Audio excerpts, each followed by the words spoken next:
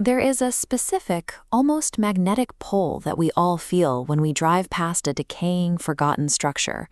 We look at the sagging roof and the shattered windows, and we assume the space is entirely empty. We think of it as a place frozen in time, completely isolated from the living world around it. But physics tells us that nature abhors a vacuum. When society removes its presence from a defined area, other forces immediately rush in from the edges to fill the void. Crossing the threshold of an unauthorized off-limits space forces us to confront whatever has claimed that territory. It tests the limits of our rational minds, demanding an explanation for things that shouldn't be there. By analyzing 3 true accounts of urban exploration, we can map exactly how the human brain attempts to categorize and rationalize fear when the lights go out. Our baseline response to fear is to look for a physical, human threat. We can see this clearly in an incident from a massive Cold War military village that had become a fixture of local lore. This aerial photograph shows the scale of abandonment. Notice the massive runways and the isolated grid of housing units near the coast. Zooming in on this dense village, imagine how unnatural it felt for teenagers to navigate this pitch-black, self-contained neighborhood left to rot.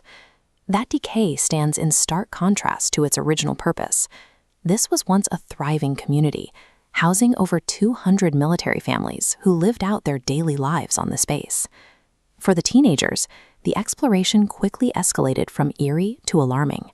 While investigating the surrounding homes, the group suddenly heard the heavy, unnatural creaking of footsteps pressing down on the wooden floorboards above them. The situation crystallized into a tangible threat when they spotted 3 distinct human shadows moving back and forth right outside the windows. They had clearly violated a physical boundary. In a panic, the teens sprinted for their vehicle.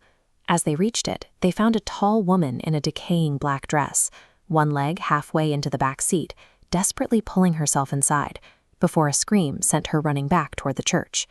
We classify this as the rational threat. The horror here is terrifying, but entirely logical. It is driven by the unpredictable desperation of unhoused individuals seeking shelter in the blind spots society leaves behind. But what happens when the abandoned space isn't out in an isolated forest, but sitting directly next door to your own bedroom? The catalyst for our second case was the death of a mean-spirited neighbor. For months, the narrator had joked that the old man must have finally died, a joke that curdled into sharp, real guilt when he watched coroners carry a zipped-up body bag out of the house next door. When the teenager broke in on a dare, the sensory breach was immediate.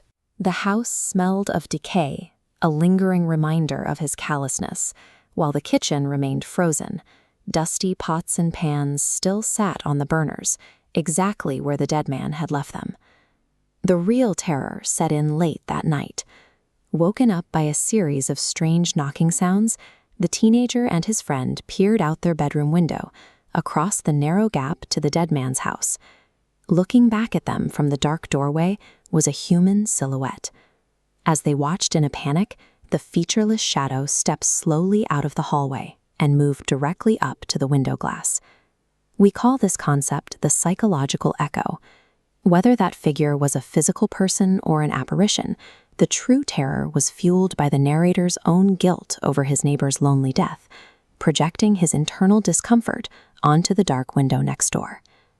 The explanatory spectrum falls apart entirely when both logic and psychology fail to provide an answer. Consider this deeply weathered 2-story house, left to decompose with broken windows and a sagging frame. Gaining entry required significant physical effort. The front door was heavily reinforced with horizontal plywood boards and had to be forcefully kicked down just to access the ruined living room inside. Deep within an upstairs crawl space, explorers found bizarre artifacts of a forgotten life. Decades-old baby food covered in dust and cobwebs, the boxes chewed through by rodents. The exploration shifted when a rhythmic creaking sound echoed from down the narrow hallway. Following the noise, the narrator crept toward the doorway of the other upstairs bedroom. Inside, a deeply wrinkled old woman sat humming to herself, rocking slowly in a chair. But when the narrator fled in terror and his girlfriend went up to investigate seconds later, the woman had vanished completely, leaving only the empty chair still rocking back and forth. This represents the impossible. It strips away all comforting rationalizations. There is no logical way a living person was surviving inside that boarded-up ruin, forcing the observer to stare directly into the unexplainable. The physical evidence for all three of these stories is gone. The military village, the neighbor's home, and the decaying house were all eventually demolished, their histories scraped flat by heavy machinery. But these structures serve an overarching purpose long after the residents leave. They function as psychological mirrors, reflecting the desperate seeking shelter in our blind spots, the weight of our own unresolved guilt, or the gaps in a reality we can't quite explain. Crossing the property line means inviting those reflections into your own life. The space itself is never truly empty.